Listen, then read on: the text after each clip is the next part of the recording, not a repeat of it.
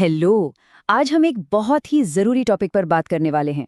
ये जुड़ा है भारत के नेशनल पेंशन सिस्टम यानी एनपीएस से।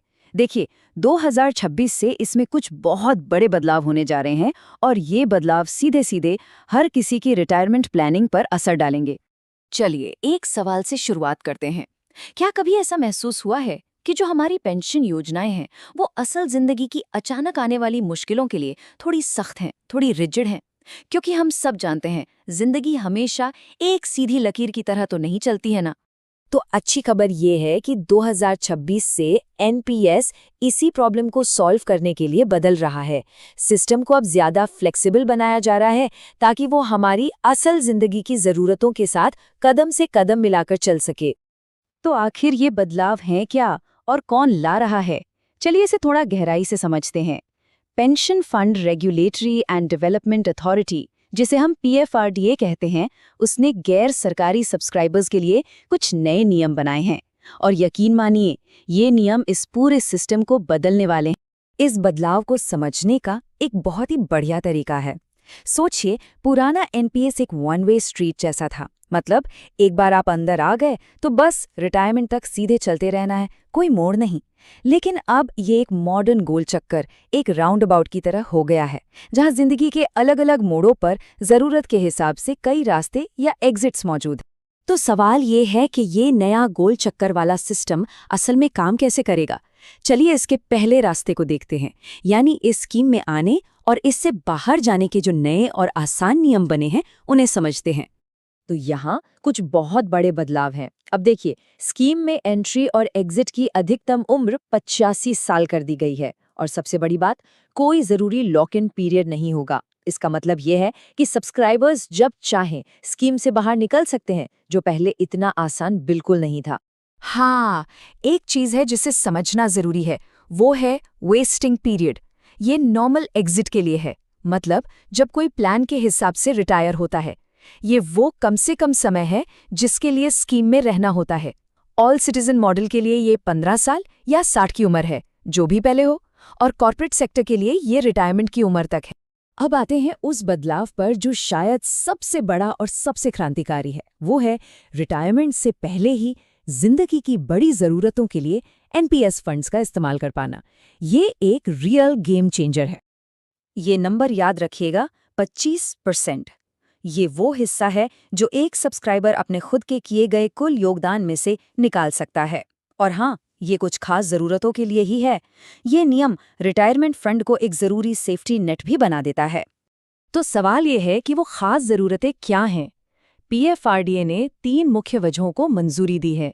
पहला, घर खरीदने के लिए।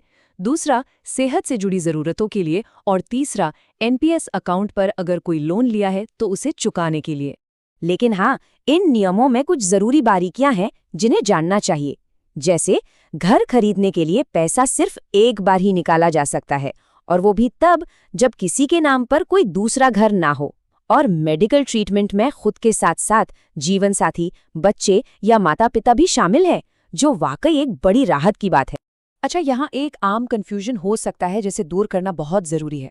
देखिए, समय से पहले बाहर निकलना या प्रीमेच्योर एग्जिट का मतलब है स्कीम को पूरी तरह से छोड़ देना, जिसमें सिर्फ 20% तक ही एकमुश्त निकाल सकते हैं। वहीं आंशिक निकासी या पार्शियल विड्रॉल का मतलब है कि आप स्कीम में बने रहते हैं और सिर्फ अपनी जरूरत के लिए अपने योगदान का 25% तक निकालते हैं। दोनों में बहुत फर्क है। चलिए अब इस एनपीएस सफर के आखिरी पड़ाव पर चलते हैं, यानी रिटायरमेंट। यहाँ भी अब पहले से कहीं ज्यादा फ्लेक्सिबिलिटी और नए ऑप्शंस दिए गए हैं। और ये आंकड़ा देखिए, 80%। ये एक बहुत बहुत बड़ा और शानदार बदलाव है। अब रिटायरमेंट के टाइम अपनी कुल जमा पूंजी का 80% तक एक मुश्त यानी लंप सम निकाला जा सकता है। बाकी के 20% से एक एन्युटी खरीदनी होगी, जो जिंदगी भर एक रेगुलर पेंशन देती है। अब कितना पैसा एक साथ निकाल सकते हैं, ये इस बात पर निर्भर करता है कि कुल बचत यानी कॉर्पस कितना है। इसे आसान भाषा में समझते हैं। अगर कॉर्पस 8 लाख रुपए से कम है तो पूरी की पूरी रकम एक साथ निकाली जा सकती है। लेकिन अगर ये 12 लाख रुपए से ज्यादा है तो वही 80% एकमुश्त और 20% एन्युटी वाला नियम लागू होता है। और हाँ, अगर कोई रिटायरमेंट से पहले ही स्कीम से बाहर निकलना चाहे तो उसके लिए भी नियम साफ हैं।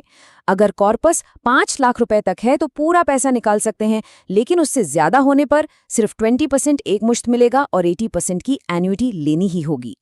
तो इन सभी बदलावों का निचोड़ क्या है? अगर इसे एक लाइन में कहना हो तो वो है सब्सक्राइबर को अपने ही पैसे पर ज्यादा कंट्रोल देना, ज्यादा ताकत देना।